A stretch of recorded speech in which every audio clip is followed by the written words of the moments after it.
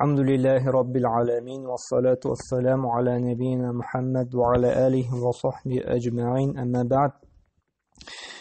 Bugün 14-nче зур гынахлар алып китербез.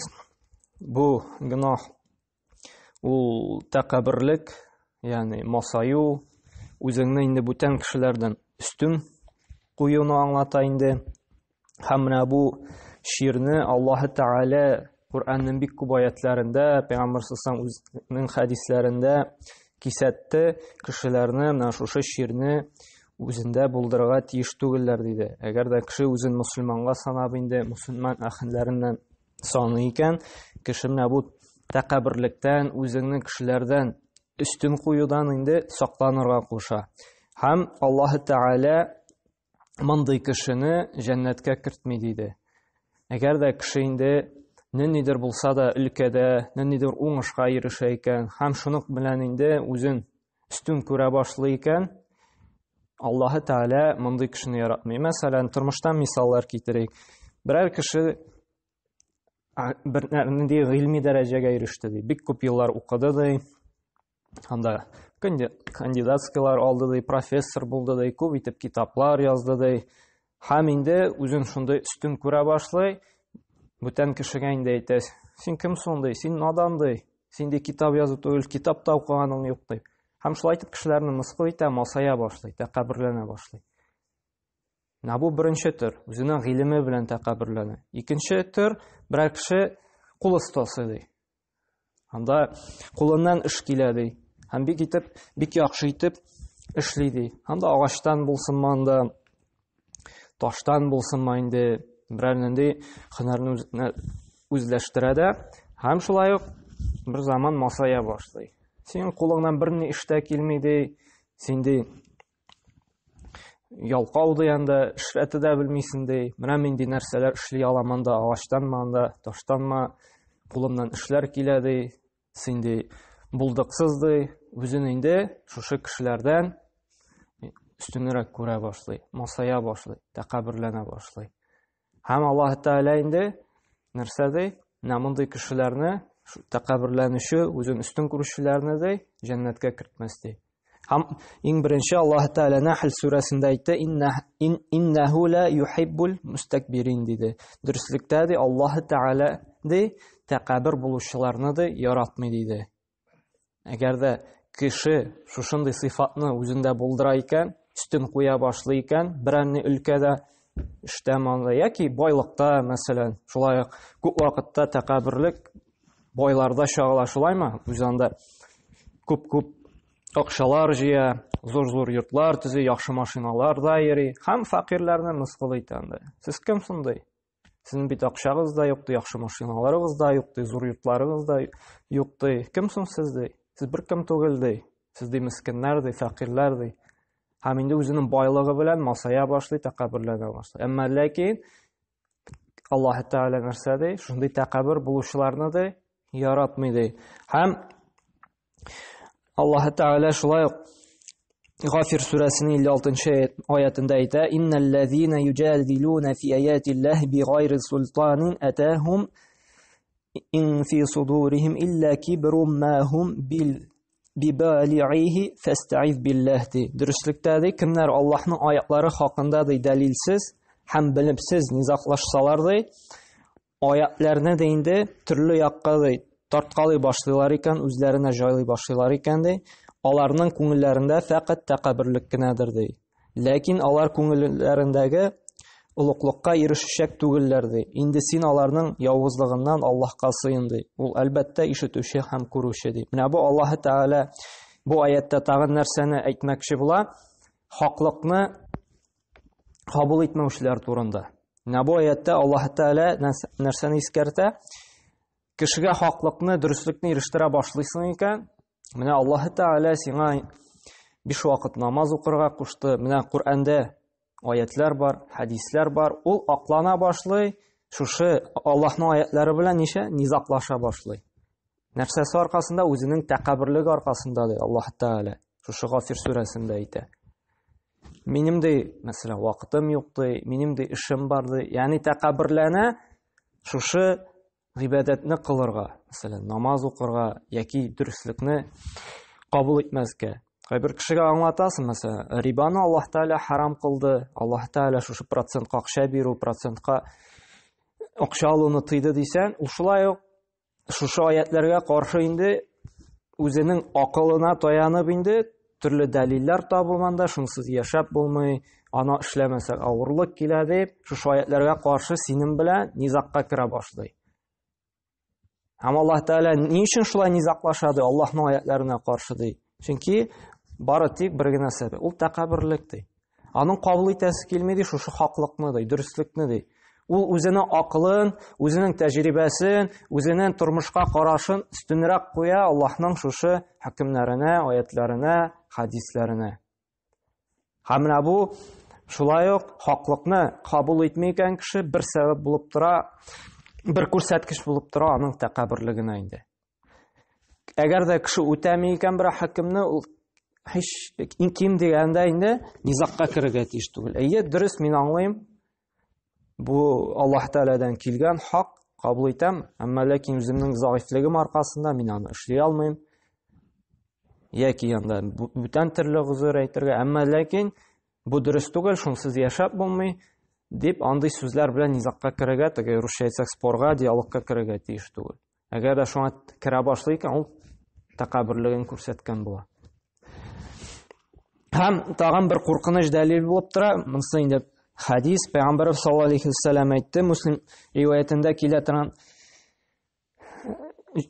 риваятендә ла ядхулул джанната ахадун фи qalbihi мисқала зарратин мин кибр диде. Җәннәткә ди кермәс ди, әгәр дә аның калбендә ди тузан бөртеге хәтлектә тәкәббүрлек булса ди. Әгәр дә кешедә әз генә тәкәббүрлек сизелә башлый икән, бу масаю дигән үзен үстен күрү кешеләрдән, ул кеше ди җәннәткә кермәс ди. Менә бу инде безне куркыта торган һәм төп дәлил булып тора безнең менә бу зур гөнаһлардан булуга инде. Аңа күрә, әгәр дә берәр вакыт үзебезне берәр кеше каршында басканда, үзебезне үстенрәк күрә башлыйбыз икән, бу надан, бу әле белми, бу әле шундый, бу әле тегендәй дип сизелә башлый икән, без инде тәүбәгә килеп Аллаһтан гафу сорарга тиешбез, чөнки безнең калбтә шушындый иблис чире барлыкка килә башлаган. Тәкәббүрлек. Һәм ул җәннәткә кермәс ди. Һәм менә шушы хадисны искә төшереп инде җәннәткә кермәс дигән, без бу ширдән инде аранырга, кутылырга, тырышырга тиешбез. Һәм Тирмизи риваятендә килә торган бер хадистә шулай Пәйгамбәр саллаллаһу алейхи ва саллям әйтте: Тәкәббүр һәм масаиб йөрүче кешеләр ди кыямәт көнендә кырмыскалар кебек кубар алачаклар ди. Һәм кешеләр өсләреннән аларның ди таптап йөрерләр ди. Ни өчен монда Пәйгамбәр саллаллаһу алейхи ва саллям кырмыскалар белән чагыштыра? Кешеләрне кырмыска ул бик вак һәм без аны күрмибез. Шулаймы? Җәй көн мәсәлән җиләккә барабыз икән, монда болында йөргәндә кырмыска күренмәй. Ясына басып китәбез, я кырмыскаларга басып китәбез. Ни өчен? Чөнки күренмәй ул, бик вак. Һәм кыямәт көндә Аллаһ Тәгалә шундый итеп кубартачак, шушындый тәкәббүр кешеләрне алар кырмыска кебек булырлар. Вак булырлар, кешеләр күрмәсләр һәм инде шундый мыскыл хәлдә аларны үсләреннән таптап йөрерләр ди. Бу кыямәт көнендә дә нинди түбәнчелек хәлдә булырга. Бу дөньяда алар үзләрен өстен күреп, борыннарын чөйеп бирделәр, әмма ләкин кыямәт көнендә Аллаһ шул мыскыл итәчәк, киресенчә алар иң түбән дәрәҗәдә булып, аларның өстеннән кешеләр йөрерләр. Һәм кайбер галимнәр әйтте, менә бу тәкәббүрлек ди, иблис чире ди. Ягъни шайтанның авыруы ди. Һәм менә бу галәмнәрдә иң беренче эшләнгән гынаһ ди, Аллаһ Тәгаләгә итаәтсезлек күрсәткән иң беренче шир ул нәрсә тәкәббүрлек булды ди. Һәм алар аңа дәлил итеп китерә Бакара сүрәсенең инде 34-нче аятын Аллаһ Тәгалә әйтә: "Без ди фәрештәләргә ди Адәмгә сәҗдә кылыгыз дип әмер иттек ди. Һәм алар ди барысы да сәҗдә кылдылар ди, илля дә мәгәр ди кем иблис кенә ди сәҗдә кылмады ди. Ул ди тәкәббүрләнде һәм инде имансызлардан булды ди." Галимнәр шуңа күрә әйттеләр, кем инде менә хаклыкны кабул итмәй икән, үзен тәкәббүр тота икән, үстен тота икән, менә бу иблис кебек тәкәббүр булган болады. Яғни иблис ширен үзендә булдырган болады. Чөнки Аллаһ Тәала әмер итте, сәҗдә кылыгыз ди. Хәзерге көндә дә Аллаһ Тәала безгә әмер итә сәҗдә кылырга, шулаймы? Көненә 5 вакыт намаз укырга, ул сәҗдә.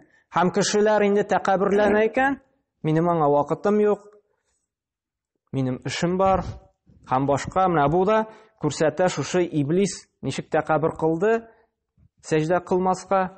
Адам баласына инде Аллаһ Тәала әмерен үтәмәде. Һәм кеше дә инде шушының дәрәҗәгә шуның белән чагыштырып була диләр галимнәр. Шуңа күрә галимнәр әйтте, бу тәкәббүрлекне иблис шире. Дөньяда, галәмнәрдә иң беренче кылынган гынаһларның берсе ул тәкәббүрлек диделәр. Һәм шуңа күрә бу ширне инде үзебездә булдырудан инде biz сакланырга тиешбез. Һәм Муслим риваятендә Пәйгамбәр саллаллаһу алейхи ва саллям әйтте: "Аль-кибру сафахул хак ва амсун нас" диде. Тәкәббүрлек ул ди, дөреслекне, хаклыкны кабул итмәү диде, һәм инде кешеләргә өстен карау диде. Монда да әйттек, монсы турыдан-туры дәлил инде. Әгәр дә кешегә шушы хаклык килде икән, Кур'ан һәм сөннәтне әйтте икән, ул аны кабул итәргә тиеш. Ул аның инде үзенең нәфсенә, үзенең шахватларына, үзенең уй-фикерләренә туры килмәсә инде тәкәббүрләнеп кабул итмәскә тиеш түгел. Киресенчә инде хаклык килде икән, ул тыйнак булып, сәмиъна ва атa'ны ишетте һәм буйсындык дип кабул итәргә тиеш. Әгәр дә без әйтәбез икән, Аллаһ Тәала Кур'анда шулай дип Аллаһ Тәала хәбәр бирде, Пәйгамбәр саллаллаһу шулай дип эшләде, шулай дип әйтеп калдырды дип әйтәбез икән, хаклыкканда да икән, кеше тәкәббүрләнмичә инде үзенең акылына таянмыйча кабул итәргә тиеш. Чөнки безнең бернинди аятта, бернинди хадистә безнең акылыбызга каршы килмәй. Бөтенесе дә акыл кабул итә торган, һәр көнгә дә кыямәт көненә хәтлек туры килә торган аятлар һәм хадислар. Кайбер кеше бит инде әйткән, бүгенге көндә берәр гынаһсыз яшәп булмый, без шундый вакытта, шундый җирдә яшибез, менә бу гынаһны кылмыйча берничек тә эшләп булмый дип. Менә бу үзебезнең тәкәббүрлек аркасында, үзебезнең гыйлемсезлек аркасында, үзебезнең наданлык аркасында шундый нәтиҗәгә киләбез. Әмма ләкин шушы Кур'анны да, шушы сөннәтне дә ул бар вакытка да туры килә торган итеп, һәр заманага да инде уңайлы була торган итеп Аллаһ Тәала иңдергән. Әмма ләкин үзебезнең наданлык аркасында гына без моны аңлап бетерә алмыйбыз һәм төшенә алмыйбыз. Һәм Лукман сүрәсендә дә Аллаһ Субхана ва Тәала 18-нче аятында әйтә: "Тәкәббүрләнеп ди, кешеләрдән йөз чөермә" ди. Дөньяда масаеп, борын чөереп йөрмә, һәм Аллаһ үзенә генә исе китеп мактанып йөрүчеләрне сөймидер ди. Менә бу тагын бер дәлил булып тора. Аллаһ Тәала турыдан-туры инде әмер әйтә монда, кешеләрдән йөз чөереп, үзеңнең инде яхшыга санап ди, масаеп йөрмә ди. Һәм Аллаһ Тәала инде тәкәббүр булган, мактанып йөрүчеләрне инде сөймидер ди. Чөнки кеше, мусульман кешесе инде тыйнак булырга тиеш, һәм менә бу үзенең эшләгән эшләрендә, изгелекләрендә инде булдыраланча яшәргә тиеш, мактанып йөрергә тиеш түгел. Чөнки Аллаһ Тәала нәрсә диде? Шушы мактанып йөрүчеләрне сөйми диде. Һәм Пәйгамбәр саллаллаһу белән менә бер булган вакыйганы галимнәр сөйли. Бу инде сахих хадис, сахих риваят диек. Бер вакыт Пәйгамбәр саллаллаһу янында бер кеше ашап утыра торган булган. Һәм ашаганда бу кеше сул кул белән ашый. Без беләбез, мусульман кешеләре ризык ашаганда һәр вакытта да уң кул белән ашарга тиеш. Шулай бит? Анда мәсәлән аш ашый икән, ашны каба, ипине куеп тора, аннары ипине каба, ипине куя, тагын кашык алып каба. Сул кул белән ашарга тиеш түгел беркайчан. Һәр вакытта да уң кул белән ашарга тиеш. Һәм Пәйгамбәр шуны күрә дә насихат кыла. Кардәшем ди, сул кул белән ашама, уң кул белән аша ди.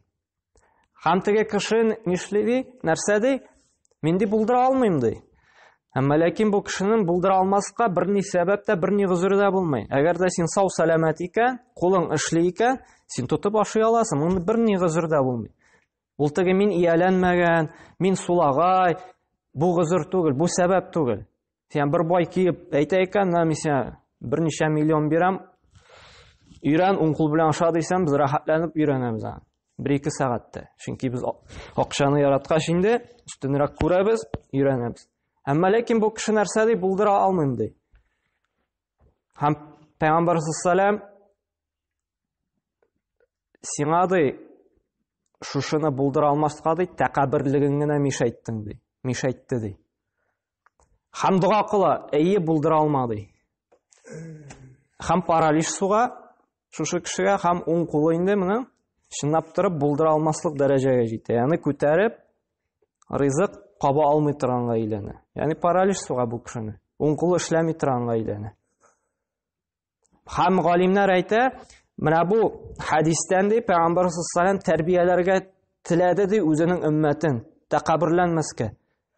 Әгәр дә берәр нинди әмер килде икән, без аны эшли алабыз икән, булдыра алабыз икән, кешебездән килә икән, монда әйтмәйбез тә гозур булган, авыртабыз анда, сәламәтлек юк анда, бүтән төрле сәбәпләр була икән.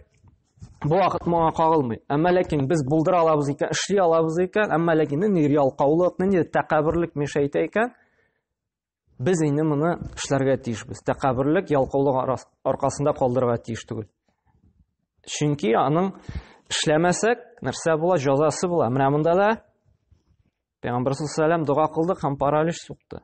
Шуңа күрә берәр әмер килде икән, булдыра алабыз икән, булдыра алмыйм дип әйтергә тиеш түгелбез. Без кешебездән килгәнчә эшләргә тиешбез. Аллаһ Пәйгамбәрбез әйтте, уң кул белән ашарга, без өйрәнергә тиешбез уң кул белән ашарга. Һәм Пәйгамбәр саллаллаһу икенче хадисендә Бухари риваятында килә торган хадисендә әйтә, «Әлә ухбирукум би әһлин нар» ди, мин сезгә ди хәбәр итимме ди, кемнәр булачак ди җәһәннәм әһелләре ди. Һәм әйтә, «Куллу утулин җавазин мустакбир» ди. Һәрбер тупас әшәке кеше, ягъни әйтсәк, русча жестокий кеше ди, һәм дурфа, ягъни грубый, һәм тәкәббер кеше ди. Шушы кешеләр ди җәһәннәм әһелләреннән булырлар ди. Кемнәр диде? Тупас, ягъни жестокий, әшәке кеше. Һәм инде дурфа, грубый дигәне, һәм өченче тәкәббер кеше ди. Менә булар булырлар ди җәһәннәм әһелләреннән. Шуңа күрә мусламан кешесе ул йомшак булырга тиеш, ул мулаим булырга тиеш, һәм ул тыйнак булырга тиеш. Менә булар була инде җәннәт әһелләреннән иде. Һәм шулай икенче бер хадисендә әйтә, Пәйгамбәр саллаллаһу бу хадис безнең Мустадрак аль-Хаким риваятында килә. Ма мин раҗулин яхталу фи машиятихи ва ята'азаму фи нафсихи илля лaqiyallahu ва хуа алейхи габбан. Үзен ди калганнардан үстенрәк санап тәкәбберләнеп йөргән кеше ди, Аллаһны ди кыямәт көнендә ди ачулы килеш чыратыр ди. Ягъни бу кешегә ди ачулы булыр һәм кыямәт көнендә дә инде Аллаһ Тәала ачулы рәвештә ди аның белән чырашыр ди. Әгәр дә кеше инде үзен үстенрәк санап, үзен тәкәббер итеп йөри икән, калган кешеләрне инде үзеннән түбәнчел санап инде Аллаһ Тәала бу кешегә инде ачулы булыр ди. Һәм бер галимнең шундый әйткән кызык сүзләре бар. Бу Әхнәф ибн Кайс исемле галим әйтә, адәм баласына ди аптырарлык ди, шаккатырлык ди. Ни өчен ди? Бәүл чыккан юлдан ди, кеше 2 тапкыр чыккан ди, әмма ул аңа карамастан барыбер тәкәбберләнә ди. Чөнки кеше тәкәбберләнгәндә үзен үстен санаганда нинди генә булмасын, байма ул, хәерчеме ул, яхшы эшчеме ул, гыйлем ясеме ул, нинди генә сыйфат булмасын, әгәр дә бер нәрсәдән үзен үстен күрә икән, тәкәббер күрә икән, ул ди онытмасын ди каян чыкканын. Ул 2 җирдән дә 2 тапкыр ди шушы бәүл чыккан җирдән чыккан ди. Берсе атасыныкы, берсе анасыныкыннан. Шулаймы? Һәм шуңа күрә әгәр дә син үзеңне үстен күрә башлыйсың икән, тәкәбберләнә башлыйсың, исеңә төшер, син каян чыкканыңны. Һәм шул вакытта инде син күресең үзеңнең нинди заиф, нинди мискин икәнен.